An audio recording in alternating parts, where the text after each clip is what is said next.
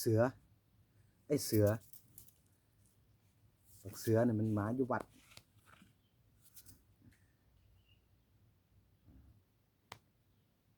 หักคนก็เป็นศูนย์ก็เป็น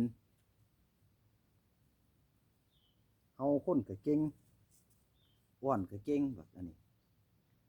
นี่หมานี่เบิ่งแขวดูนี่แขวมันก็มีแขวมันก็มีปากก็มีดังก็มีตาก็มีใส่เบิ่งลิ้นดูปากดูเบิ่งลิ้นลิ้นลิ้นมันก็มีมีครบเบิดทุกอย่างเกินมา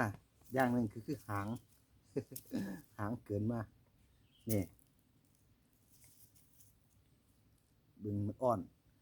นเป็นมันโซบด้วยเนี่ยหมามันก็คือสัตว์เดรัจฉานมีครบเบิดทุกอย่างคือคนมีจิตมีใจคือกันฮักแพงคนก็เป็นใจให้ก็เป็นแต่บ่มีอย่างเดียวคือการภาวนา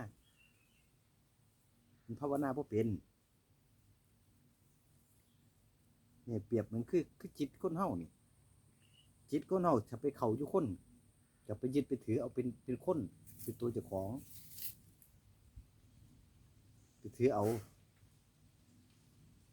เข้าไปในหมาคือกันมันก็คิดว่ามันเป็นหมานี่ละ คิดว่าเป็นหมา